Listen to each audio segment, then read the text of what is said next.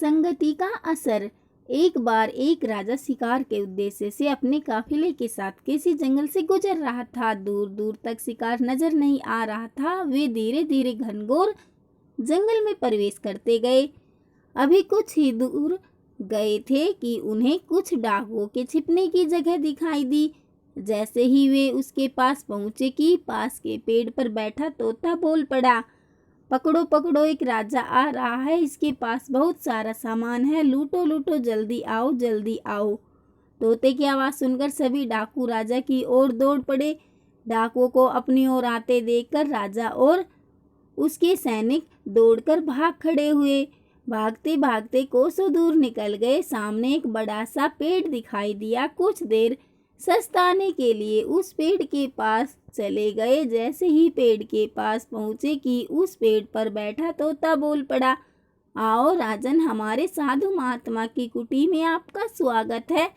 अंदर आइए, पानी पीजिए और विश्राम कर लीजिए। तोते की इस बात को सुनकर राजा हैरत में पड़ गया और सोचने लगा कि एक ही जाति के दो प्राणियों का व्यवहार कितना अलग अलग कैसे हो सकता है। राजा को कुछ समझ नहीं आ रहा था। वह तोते की बात मानकर अंदर साधु की कुटिया की ओर चल गया। साधु महात्मा को प्रणाम कर उनके समीप बैठ गया और अपनी सारी कहानी सुनाई और फिर धीरे से पूछा, ऋषिवर, इन दोनों तोतों के व्यवहार में आखिर इतना अंतर क्यों है? साधु महात्मा धैर्य से सारी बातें सुनी और बोले, ये कुछ नहीं राजन, बस संगति का असर है।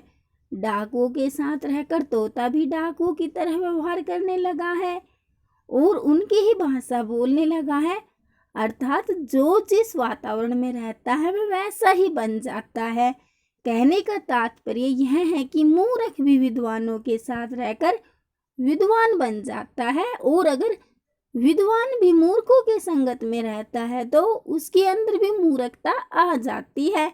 इसलिए हमें संगति सोच समझकर करनी चाहिए।